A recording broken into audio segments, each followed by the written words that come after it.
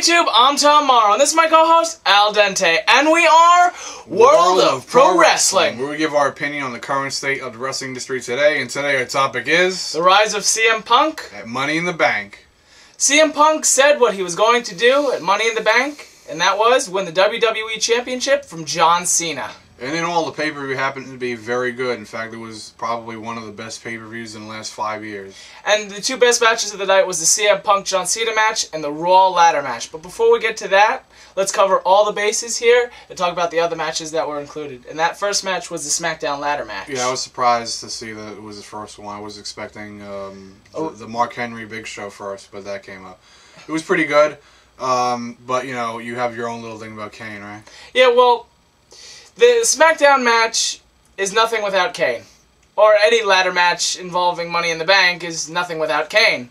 You'll always see Kane in that match. He's always in that match, and he does nothing in that match. He just slows it down. It's not that they think that, oh, there's a chance that he's going to win. He just has to slow the match down. But they didn't have the guys really to make it like a high-flying match. Not like the Raw match. They didn't have the Kofi Kingstons. The only guy who could have made it memorable, Sin Cara, was taken out in like the first 5 minutes of the match. Yeah, by Sheamus. Which, he could have made that match so much better, because he had the skills to do it, but... And when he was taken out, we mean he was taken out. Yeah.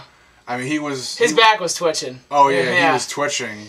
But from that, we found out that CM Punk, Sin Cara has been suspended for 30 days due to violating the wellness policy. You all know what that means. Yeah, we don't even know if he's going to come back for sure because he's been running into a couple of things. WWE's kind of mad at him. Yeah, they've been mad at him not just because of the wellness policy, but apparently he doesn't. But I think they would be foolish not to keep him on their show. I don't know because they haven't used them at all. They haven't used them at all. They got to bring back the Cruiserweight Championship. That's when you'll see good matches from him. Well, they should have put Rey Mysterio and Sin Cara on the same brand, and they didn't do that. Well, back to the ladder match. It was a very slow match. You had Cody Rhodes. You really had no high flyers in the match, and that's what you want to see in those kinds of matches. Kane doesn't belong in that match, as we said before last year at the WrestleMania Money in the Bank match. Daniel Bryan did a couple good things, and I'm glad he won that match. Yeah, and I was surprised because... I mean, nobody else deserved to be in that match. Yeah, I mean, this is a guy to win. This is a guy who was fired at one point, I think, in WWE, and then he came back. Yeah, because he choked out the announcer, which was definitely not PG when they did the whole Nexus invasion thing. But Daniel Bryan is a wrestler that really deserves this push. Yeah, and he's a real wrestler. But it turns out that he's going to cash it in at around the time of WrestleMania next year. Which is smart. I can see that, and I can see him in a good match. It's smart because wasn't he supposed to be in WrestleMania this past year? No, but he was in a dark match. He was in a dark match this year. So now it's guaranteed that he's going to be in an actual match at WrestleMania. At the yeah, which I'm happy about. So the next match after that was the Divas match, and the Divas don't get the time of day to wrestle on any of the shows. Kelly was the Divas champion. They get barely a minute. I mean, if Karma was still on the show, they still get a push. Yeah, but they wasted that. I mean, maybe if they had her actually do something right in the beginning, maybe they could have had her in a couple of matches, but still... The Divas don't really do that much, unlike in TNA when they get like main event status, and I think they actually have a tag team title of women's for the women's, which is very smart. It's smart. Not the first time an organization has had it, but it's smart to have it. Yeah, but with the Kelly match, she versed Brie Bella. It was actually pretty good. It was a surprisingly good Diva match for as short as it was. Which they should give them more time, but they got the match at the pay-per-view. Second match was... The match after that one was the... third match. Yeah, the match after that one was the Mark Henry Big Show. It was 6 minutes of punching. Yeah, that and lifting and whatnot, but Big Show got hit by a car. Even though he's a big guy, he gets hit by a car. Yeah. When you get hit by a car, and his leg got run over, I think that kind of hurts.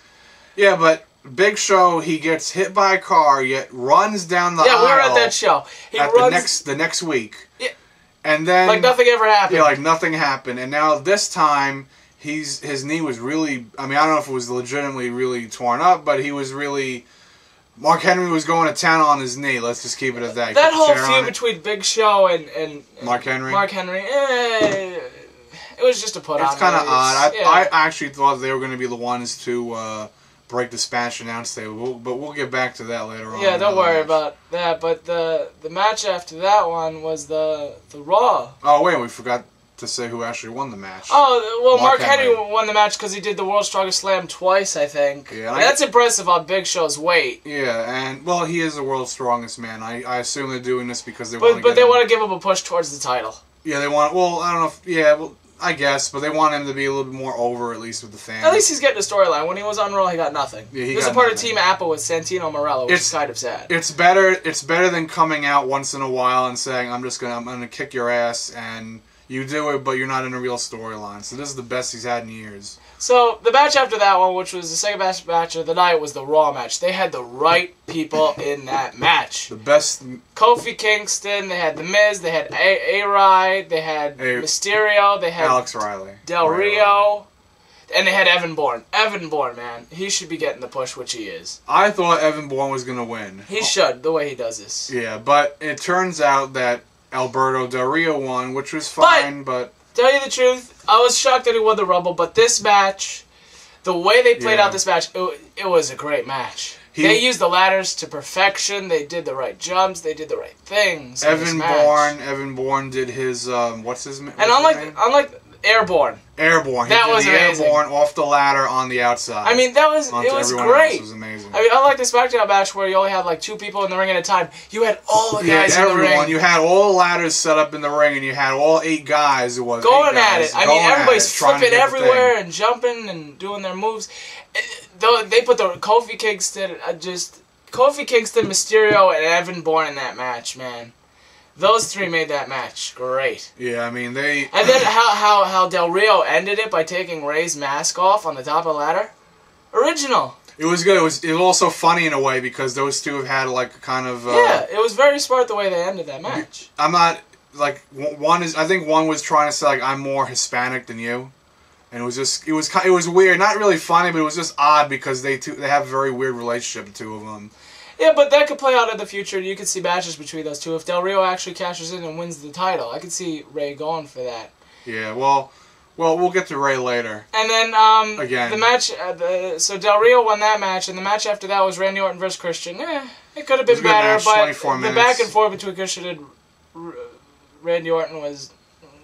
The past couple weeks, it was okay, but it was nothing to look forward to. I really wanted them to end this feud at this match because it's getting really old. You kind of knew that Christian was going to win this. I actually didn't know he was going to win. But it was kind of, in a way, the rules were set in such a way that he was just going to win no matter what he did. So Randy Orton's really on the rampage now after he gave him the low blow, which we haven't seen a low blow in like a really long time. Yeah, because it's PG. Because PG, and they're really teetering on the line of that now with their programming. Mm-hmm. But the Randy Orton Christian match was okay. It wasn't great, but it was decent. Yeah, and Christian won that.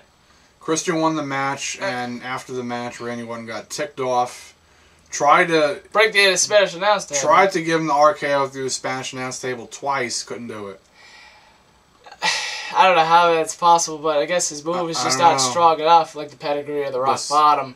But all we can say is that it was a very unorthodox pay-per-view. And the best match of the night, CM Punk versus John Cena. John Cena is supposed to be the good guy in this match. Everybody's supposed to be cheering for John Cena, but they're cheering for the heel. They're cheering for the bad guy, which is great.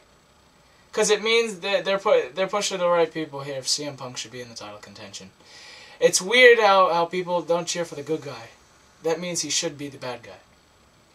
Well, these days it's weird because over the last couple of years, it's been pretty. They've had some pretty well defined like heels and faces over the last recent amount of time. It's been more the fans who have been picking the guys. And the fans. But it doesn't mean that management is actually going with it. The creative isn't actually going with it. Well, I can see because Sid has been face for so long, but he has turned heel. And if they were going with what the fans wanted, Cena would have been a heel at least 2 years ago. Yeah, easy. And people would have cheered for him then like they do for CM Punk now. He would have been a heel at that SummerSlam against Orton. Agreed, but CM Punk was his hometown Chicago, and he won. And everybody went nuts. And, I mean, Vince tried to screw him over at the end.